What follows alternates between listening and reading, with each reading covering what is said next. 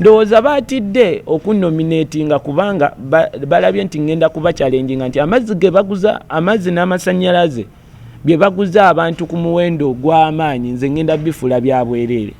Internet mwe babadde babbira abantu ngenda gifuula ya bwereere domestic eya waka n'ebiki egenda beera ya bwereere.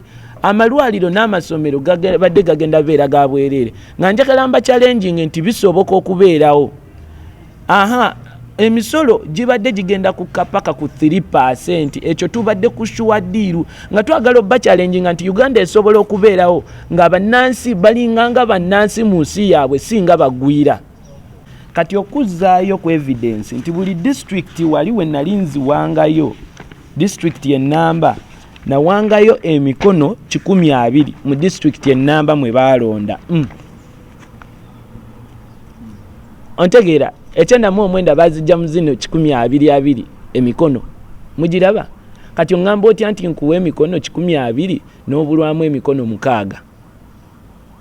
Ate ekirala bannaffe abamu bagenzenga ku actually babawaddenga clearance nga n'emikono gyabwe teginnawera ne bagiteekayo luvannyuma.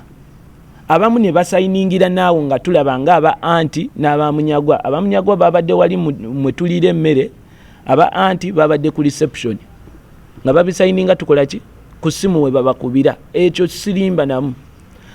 Now bakasiba nti babikola tulaba nga tuli awo. Kati ffe tugamba nomination mugenda challenginga mutya Mr. Museveni nga mwenga mu abantu baba nominatinga mu favor ye. Abamu basasudde na sente. Tuina evidence nga bagenda wali mu kafunda mutoyi betisa obusawo bateekayo. Tugenda lopa sekinoomu mu koti ya anti-corruption. Gwe tugenda kufulumya listi. Nera abamu twabawulidde nga ku masimu toyogera linnya lyange. Abamu ne mwegana mbweyo sikyakolayo mwenna tubamanyi. Omu ku sekino mwabagenze nga muzi office nga mwekweka baba wa sente tubamanyi. Tugenda fulumya list.